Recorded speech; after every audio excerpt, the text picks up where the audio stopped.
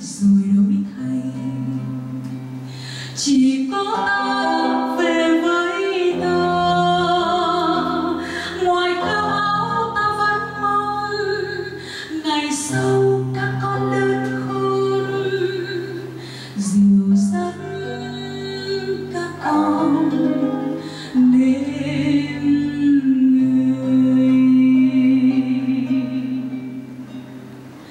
Mong sao từ đây về sau đời mình không còn quá phiền trong ký ức. Mỗi khi nhìn lại không thấy lòng thương đau, mà đời xoay vẫn xoay về đâu. Cuộc đời ta còn lắm nỗi buồn trong ánh mắt. Mỗi khi chợt nhìn cảm thấy ôi sao lòng còn đau.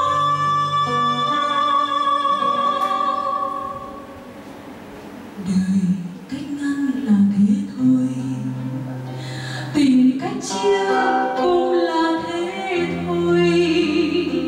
Chỉ ta có ta biết ta, chỉ ta với bao xót xa. Ai thấu hiểu lòng ta, đời có nhau lại mất nhau, tình nhớ nhau lại vắng nhau. Người cũ khuất xa khuất xa, người yêu vắng xa vắng xa.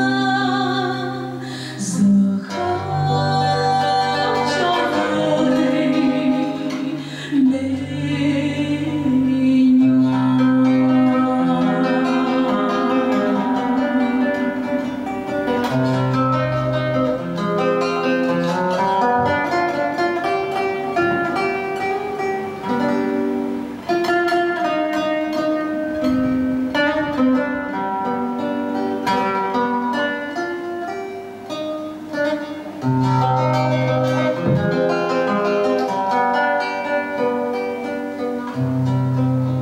mong sao từ đây về sau đời mình không còn quá phiền trong ký ức.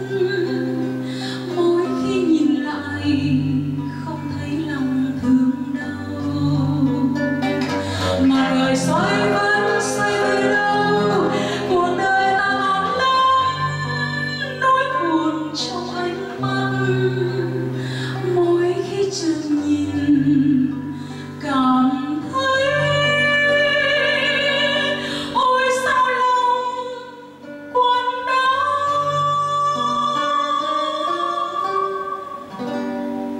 Đời cách ngăn là thế thôi, tình cách chia cũng là thế thôi. Chỉ ta có ta biết ta, chỉ ta với bao xót xa. Ai thấu hiểu lòng ta, đời có nhau lại mất nhau, tình nhớ nhau lại vắng nhau.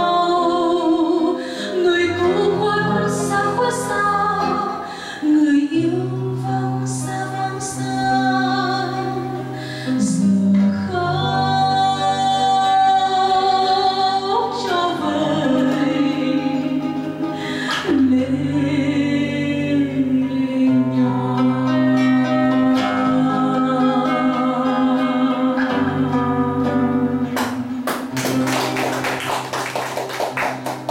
Xin cảm ơn quý vị và